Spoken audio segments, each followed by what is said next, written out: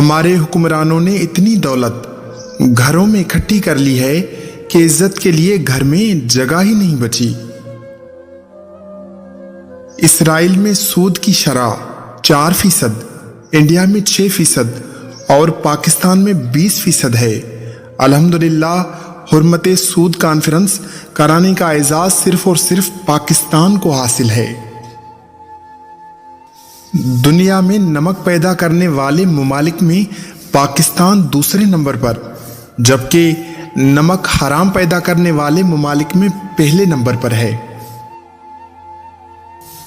زیادہ نہیں، صرف 5 برس تک دفاعی بجٹ، بیوروکریسی کی شاہ خرچیاں اور سرکاری عیاشیاں بند کر دیں، ملک کا سارا قرضہ اتر جائے گا۔ سور کھانے والے ممالک میں خوشحالی اور امن اس لیے ہے کہ وہ اپنے سور کو حاکم بنانے کے بجائے کھا جاتے ہیں۔ جسے تم ووٹ کہتے ہو، نظام زر کی بستی میں یہ رسم تاج پوشی ہے درندوں اور لٹیروں کی۔ کرسی ہے تمہارا یہ جنازہ تو نہیں ہے، کچھ کر نہیں سکتے تو اتر کیوں نہیں جاتے۔ میں نے ایسی فضا میں پرورش پائی ہے جہاں اپنی خواہشات کو دبانا بہت بڑا ثواب خیال کیا جاتا ہے۔ زندوں کی تعریف کرنا ہمارا دستور نہیں۔ ان بے وقوفوں کو آزاد کرنا مشکل ہے جو اپنی زنجیروں کی عزت کرتے ہیں۔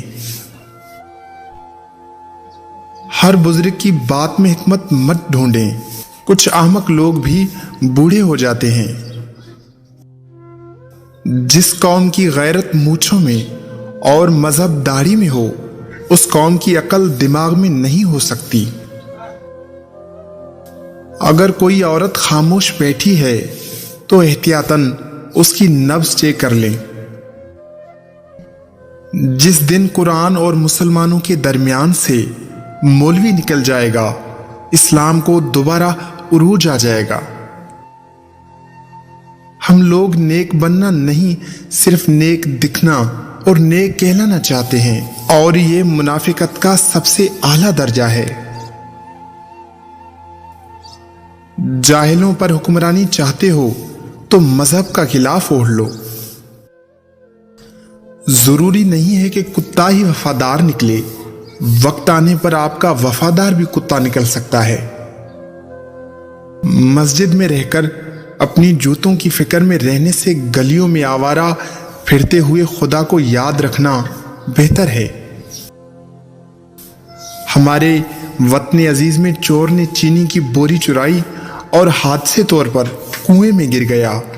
لاش نکالی گئی تو کنویں کا پانی میٹھا تھا، ساتھ ہی قبر پر چڑھاوے چڑھنے لگے اور کنویں کا پانی شفا بخش قرار پایا۔ میں صرف اس کا ذمہ دار ہوں جو میں نے کہا، اس کا نہیں جو آپ نے سمجھا۔ میرے الفاظ گندے نہیں، تمہاری سوچ گندی ہے۔